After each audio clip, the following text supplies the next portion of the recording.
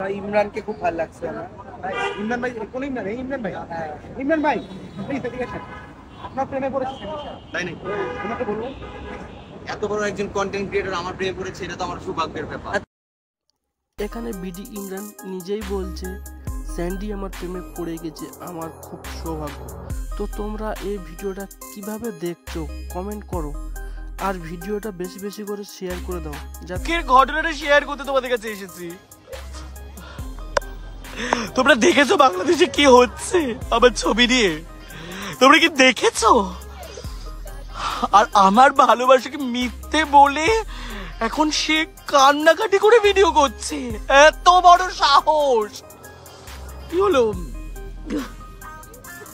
আমার সাথে পুরো ছলনা করা হয়েছে, আমাকে ধোকা দেওয়া হয়েছে। আমি বিচার চাইছি গাইজ, আমি বিচার চাইছি। দেখো আমি সমুদ্রের পাহাড়ে বসে এখন আমি কান্নাকাটি করছি।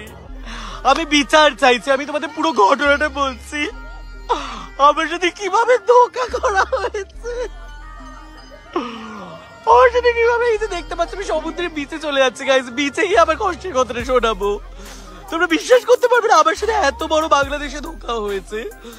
ওই যে বিডি ইমরান কেঁদে কেঁদে ভিডিও করছে আর বলছি সব নাটক, আমার ভালোবাসা মিথ্যে, সবকিছু নাটক ছিল। এই যে দেখতে পাচ্ছ গাইজ আমি সমুদ্র সৈকত আছে, এটা কক্সবাজার নয়, আমি আছি হচ্ছে ইন্ডিয়াতে, কলকাতাতে, মন্দারমণিতে, এই দিঘাতে। তো আমি একটু দূরে সমুদ্রের কাছে গিয়ে তোমাদেরকে একটু গল্পটা শোনাচ্ছি, ব্যাপারটা পুরো ক্লিয়ারলি শোনো। আমাকে বিচার দিতে হবে তোমাদেরকে গাইজ। দেখতে পাচ্ছ গাইজ আমি একটু ওইদিকে যাই।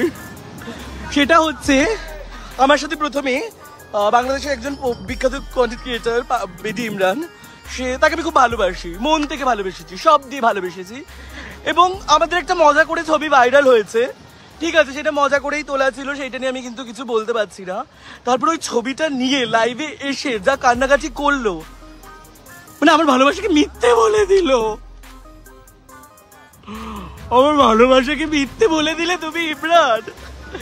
ইমরান মনে নেই তোমার সেই রাতগুলো, আমার বুকে যে রাতগুলো তুমি কাটিয়েছিলে, মনে নেই? এখন তুমি সব ভুলে গিয়ে কান্নাকাটি করছো।